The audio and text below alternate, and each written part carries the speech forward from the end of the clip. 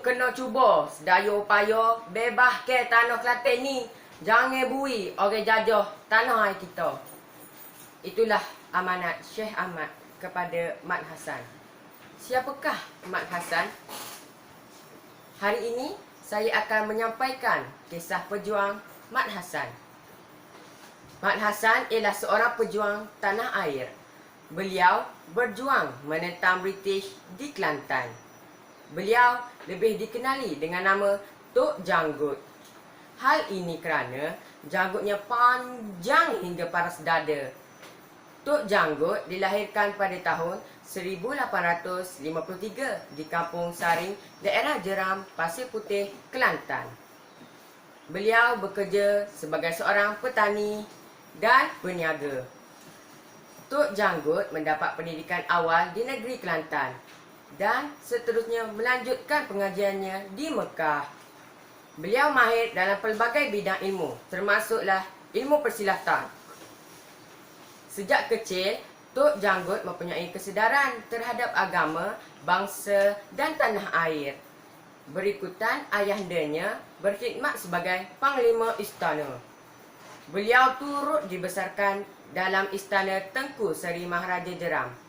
Beliau belajar ilmu agama di Mekah. Ketika berusia 52 tahun dan masih di Mekah, Patani dikuasai Siam. Ketika inilah gurunya Syekh Ahmad memberi amanat kepada beliau supaya berikhtiar untuk membebaskan tanah air beliau yang dikenali sebagai Negeri Serambi Mekah. Pada masa yang sama, Inggeris mula melebarkan penjajahannya ke negeri Melayu di utara timur Semenanjung selepas berjaya menguasai negeri di pantai barat Semenanjung.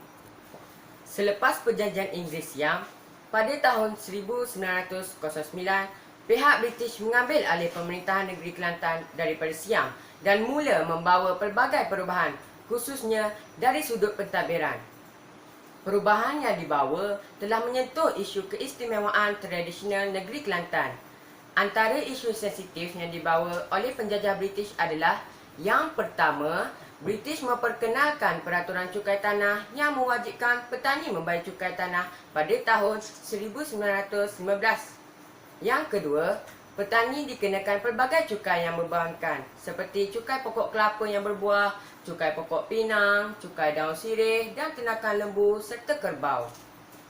Rakyat menghadapi masalah kesukaran membayar cukai kerana pejabat cukai terletak jauh di bandar. Penduduk yang gagal membayar cukai akan ditangkap dan didenda.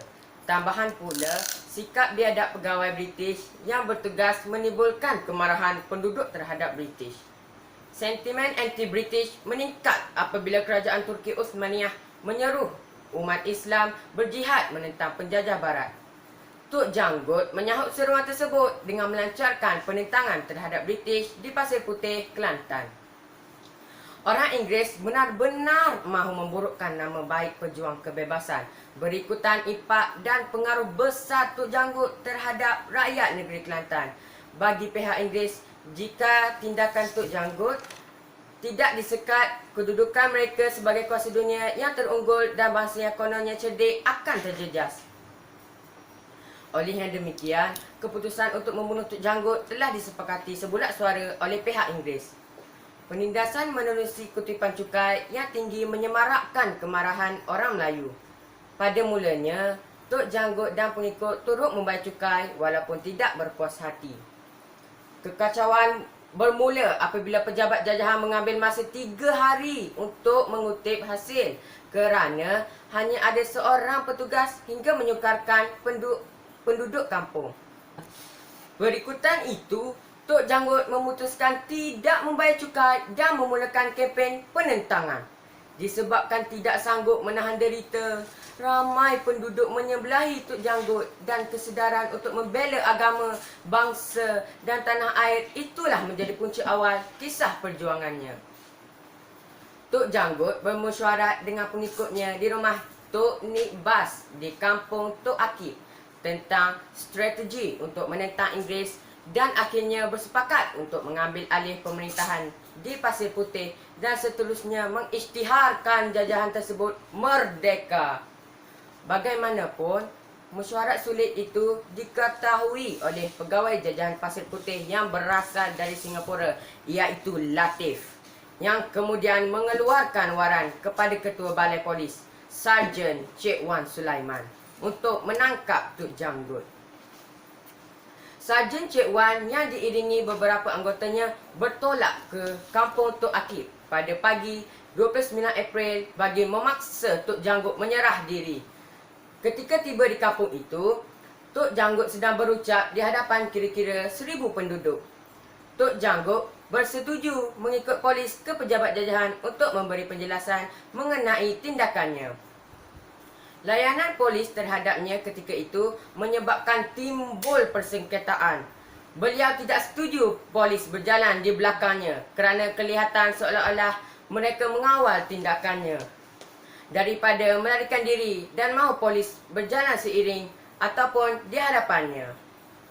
Bagaimanapun, polis tidak berkeras menyebabkan Tok Janggut menikam Sarjan Cik Wan dengan kerisnya sehingga mati. Itulah permulaan peperangan antara Tok Janggut dan Inggeris. Tok Janggut dan pengikutnya bergerak ke Pasir Putih menyebabkan pegawai Inggeris di jajahan itu melarikan diri menggunakan bot ke Kota Baru.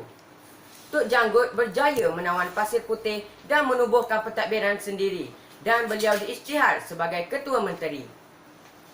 Perkembangan di Pasir Putih membimbangkan pihak istana di Kota Baru kerana sebelum ini Sultan Muhammad sudah memberi jaminan bertulis kepada Inggeris akan memastikan kekacauan tidak berlaku di Kelantan. Sejurus selepas berunding dengan pihak British, Sultan Muhammad keempat mengarahkan pegawai istana bertolak ke Pasir Putih untuk berunding.